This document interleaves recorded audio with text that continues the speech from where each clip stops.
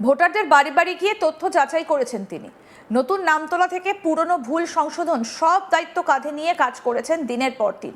অথচ চূড়ান্ত তালিকা প্রকাশের পর দেখা গেল সেই বিএলও নিজের নামই নেই ভোটার তালিকায়। বুঝুন কি পরিস্থিতি। যিনি এতদিন বাড়ি বাড়ি হন্যে হয়ে ঘুরে ঘুরে কাজ করলেন, সেই বিএলওরই নাম এসআইআর এর ফাইনাল তালিকায় নেই। খোদ নিজের এলাকায় এসআইআর এর কাজ করে বিএলওর নামই কিনা মিসিং। এই ঘটনা জানাজানি হতেই এলাকায় চাঞ্চল্য ছড়িয়েছে। প্রশ্ন উঠছে, কিভাবে এটা সম্ভব? ঘটনাটা হাওড়ার 172 নম্বর শিবপুর বিধানসভার 76 নম্বর পার্টের। জানা গিয়েছে, সরকারি স্কুল শিক্ষক এবং বুথ লেভেল অফিসার নবীন চন্দ্র সাধুখার অভিযোগ, প্রয়োজনীয় সব নথি জমা দেবার পরও তার নাম বাদ পড়েছে। নিয়োগপত্র, শিক্ষাগত শংসাপত্র, পুরনো ওবিসি সার্টিফিকেট, আধার সব দিয়েছি। 13টা গ্রহণযোগ্য নথির মধ্যে 3 ধরনের কাগজ জমা করেছি, তবু দেখলাম ডিলিট। এই দেখা মাত্রই ক্ষোভ ঝরে তার গলায়। তার দাবি, একই পার্টি আরও 34 জনেরও নাম মুছে গেছে। নবীনবাবু বলেন, 1987 সাল থেকে কলকাতায় থাকি। 2002 সালে বাইরে কাজ করেছি ঠিকই, কিন্তু স্থায়ী ঠিকানা বদলাইনি, সব কাগজ দিয়েছি। জেলা নির্বাচন দপ্তরে যোগাযোগ করলে আশ্বাস মেলে পরে ঠিক হবে, কিন্তু চূড়ান্ত তালিকায়ও নাম না থাকায় তিনি এখন ফর্ম 6 জমা দিয়ে অপেক্ষায়। অন্যদের পরিচয় যাচাই করেছি এতদিন, আজ নিজেরটাই প্রমাণ করতে হচ্ছে। কি বলছেন অভিযোগকারী বিএলও নবীন চন্দ্র সাধুখা, শুনবো। আমার নামটা খুব দুঃখের সঙ্গে বলতে হচ্ছে, হঠাৎ করে বাদ চলে গেল, বুঝতেই পারছি না। সারাদিন মানে এতদিন খাটলাম, আমি সমস্ত ডকুমেন্ট জমা দিলাম। আমি এমনকি আমি সরকারি টিচার, হ্যাঁ, সরকারি স্কুলে চাকরি করি, হ্যাঁ, সেখান থেকে আমি সমস্ত ডকুমেন্ট জমা দিয়েছি। আমার সার্টিফিকেট, আমার অ্যাপয়েন্টমেন্ট লেটারের কপি, সব কিছু জমা দিলাম। হ্যাঁ, দেওয়ার পরেও দেখছি আমার নামটা হঠাৎ ডিলিট হয়ে গেল। ডিলিট মানে কি? এবং কোন বুথের আপনি বিএলও ছিলেন? আমি 172 শিবপুর বিধানসভার 76 পার্টের বিএলও। যতদিন আপনার এই কাজকর্ম হলো ততদিন তো আপনাকে ব্যস্ততার মধ্যে। হ্যাঁ, আমি তো রাত দিন কাজ করেছি বলতে গেলে। হ্যাঁ, রাত জেগে জেগে মানে এগুলো করেছি। হ্যাঁ, তারপরে এই ফল। কখন জানতে পারলেন যে আপনার এই নামটা বাদ গেল? আমি নামটা জানতে পেরেছি প্রায় 26 তারিখে জানতে পেরেছি। হ্যাঁ, যে নামটা দেখলাম যে আমার যে জেন্ডার স্ট্যাটিস্টিক্স খুলে দেখছি যে কিছু নাম বাদ চলে গেছে, 34 জনের মতো নাম বাদ চলে গেছে। তো আমি দেখছি আমার নামটা সার্চ করলাম, আরও কিছু নাম সার্চ করলাম, এই নামগুলো দেখাচ্ছে না। হ্যাঁ, তখন আমি ফের অফিসে ছুটলাম পরের দিন, গিয়ে ওখানে যে সবাইকে বললাম, সবাইকে পাত্তাই দিচ্ছে না। হ্যাঁ, বলছি ওটা কোনো ব্যাপার না, ওটা ও ঠিক হয়েছে, ওটা ওই অ্যাপগুলো গন্ডগোল হয়েছে, অ্যাপ এখন কেটে গেছে। এই ডিও অফিস। হ্যাঁ, তারপর কি হলো? ওরা কি বললো? ওরা বললো যে যে এটা কোনো ব্যাপার না, এটা তো যখন 28 থেকে লিস্ট বেরোবে সেই লিস্টটা দেখে দেখবেন, সব নাম থাকবে, কোনো চিন্তা করবেন না। আপনার কি 2002 সালের লিস্টে কি নাম ছিল? না, দুঃখের সঙ্গে 2002 সালে আমি তখন বাইরে ছিলাম, তখন আমি প্রাইভেট কোম্পানির চাকরি করতাম, তখন বাইরে ছিলাম। তার আগেই আমার লাস্ট নাম ছিল 1987 সাল থেকে আমার কলকাতায় লিস্টে নাম। কলকাতায় আমি তখন কলকাতায় থাকতাম, কাকুরগাছি এলাকায়, সেখানে আমার নাম ছিল।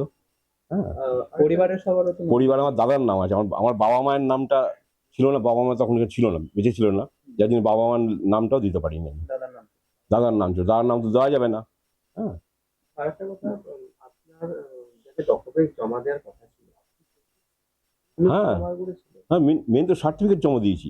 তারপরে আমি চাকরির যে ডকুমেন্টটা, চাকরির অ্যাপয়েন্টমেন্ট লেটার, সেটা দিয়েছি। তারপরে আমার পুরনো ওবিসি একটা সার্টিফিকেট ছিল, পুরনো ওবিসি সার্টিফিকেট দাম আছে, ভ্যালু আছে। হ্যাঁ, অনেক দিন আগে, সে 1987 সালে পুরনো সার্টিফিকেট, সেই সার্টিফিকেট জমা দিয়েছি।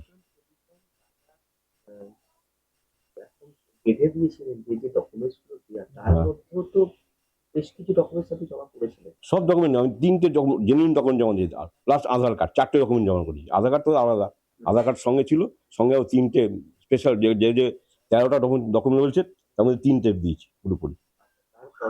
তারপরে আমার নামটা আমি কেটে গেছে। যদিও অনেক জায়গায় আমরা এই নামটা বাদ যাওয়াটাই চিন্তিত হওয়ার কারণ হয়, তবু আবারও সুযোগ দিচ্ছে নির্বাচন কমিশনের দপ্তর করতে পারেন বা আপনার জেলা শাসকও জানিয়েও করাতে পারেন। না, আমি ওইখানে আমরা পাউ স্যারকে কথা বলেছিলাম, উনি বলছেন 2-4 দিন ওয়েট করুন। 2-4 দিন ওয়েট করতে করতে তখন আবার যখন বলছে ফর্ম 6 ভরুন, ওই ফর্ম 6 ভরবো যখন, আবার কিছু দিন চলে যাবে, এরকম করে তো সময় চলে গেল, আমার নামটা কেটেই গেল পুরো বলতে গেলে। শুনবো নবীনচন্দ্র সাধুকার স্ত্রী শুভ্রা সাধুকা কি বলছেন। আর কি বলবো, মানে ওর তো এসে থেকে মানে মাথা খারাপ হয়ে গেছে।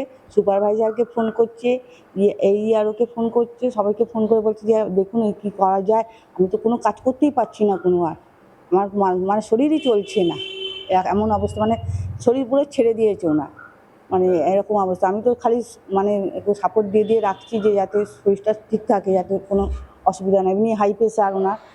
হ্যাঁ, কিভাবে শুরু হয়েছিল, তারপর থেকে কিভাবে কাজ করেছে, আপনি কতটা নিজের চোখে দেখেছেন, কতটা চেষ্টা ছিল, আপনি কত সহযোগিতা করেছেন, আর কত মানুষ তো বাড়িতে এসেছে?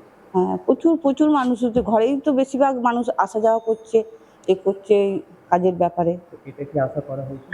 না, আমরা তো আশা করতেই পারিনি, কেন ওনার মানে মেন সার্ভিস সার্টিফিকেট রয়েছে, সমস্ত সার্টিফিকেট ওনার রয়েছে, তাহলেও কি করে নামটা কাটলো না? উনি তো নিজেই দিয়ে নেন। হ্যাঁ, সেটাই তো। কি করে হ্যাঁ, উনি তো নিজেই বিয়ে এলো, তাই তাহলে কি করে ওনার নামটা গেল? তাহলে আর সাধারণ মানুষদের তাহলে কি অবস্থা, সেটাই হচ্ছে কথা। সাধারণ মানুষদের তাহলে কি হবে? এখন তো ওনার শারীরিক শরীর খারাপ হয়। হ্যাঁ, শরীর তো অসুস্থ হয়ে রয়েছে। উনি এসে থেকে ওখানে বসতে পারলো না, বুথে গিয়ে বসতে পারলো না, বেরিয়ে চলে আসলো ওখান থেকে, শরীর খারাপ লাগছে বলে। তাহলে আবার নিজের নাম তোলার জন্য দৌড়াতে হবে আমার। হ্যাঁ, আবার দৌড়াতে হবে, বলছে ফর্ম 6 পূরণ করো, এই করো, এই করো, সব এই সমস্ত। আর সামনেই তো আপনি তো ওনার স্ত্রী, হুম। আপনার নাম বা আর সামনে আমার তো হ্যাঁ, আমার নাম আছে, আমার 2 মেয়েরও নাম আছে, আমার বাবা মারও নাম আছে। হ্যাঁ, ওনার নামের জন্য। সামনেই তো ভোট, সেই জায়গা থেকে ওনার তো নামটা যদি বাদ চলে যায়, তাহলে কি ভাবনা চিন্তা রয়েছে? কি বলবো, ওনার তো ভোটের ডিউটিও পড়ে, আগের বারেও তো ইলেকশন ভোটের ডিউটিও তো পড়ে, কি করে যে ওনার হলো এটা সেটাই বুঝতে পারছি না তো, সেটাই তো চিন্তার একটা তো সলিউশন নিশ্চয়ই হবে। প্রশাসনের দাবি নিয়ম মেনেই কাজ হয়েছে, তবু প্রশ্ন রয়ে যাচ্ছে যিনি তালিকা তৈরির দায়িত্বে তার নামে যদি তালিকায় না থাকে তবে দায় কে নেবে সেই প্রশ্ন উঠছে। যে বিএলও বাড়ি বাড়ি ঘুরে এতদিন সকলের নাম যাচাই করেছেন, এবার দেখা গেল তার নামই তালিকাতে নেই, অর্থাৎ ফাইনাল লিস্ট যেটা বেরিয়েছে সেখানে নেই সেই বিএলওর নাম। ভোটারদের বাড়ি বাড়ি গিয়ে তথ্য যাচাই করেছেন তিনি। নতুন নাম তোলা থেকে পুরনো ভুল সংশোধন সব দায়িত্ব কাঁধে নিয়ে কাজ করেছে দিনের পর দিন, অথচ চূড়ান্ত তালিকা প্রকাশের পর দেখা গেল সেই বিএলওর নিজের নামই নেই ভোটার তালিকায়। কি পরিস্থিতি বুঝুন, যিনি এতদিন বাড়ি বাড়ি হন্যে হয়ে ঘুরে ঘুরে কাজ করলেন সেই বিএলওর নামই এসআইআর এর ফাইনাল তালিকায় নেই। খোদ নিজের এলাকায় এসআইআর এর কাজ করে বিএলওর নামই কিনা মিসিং। এই ঘটনা জানাজানি হতেই এলাকায় চাঞ্চল্য ছড়িয়েছে। প্রশ্ন উঠছে কিভাবে এটা সম্ভব। এই ঘটনাটা হাওড়া 172 নম্বর শিবপুর বিধানসভা 76 নম্বর পার্টের। আরও আপডেট পেতে দেখতে থাকুন আজ তাক বাংলা, সাবস্ক্রাইব করুন, নোটিফিকেশন পেতে বেল বাটন অপশন প্রেস করুন।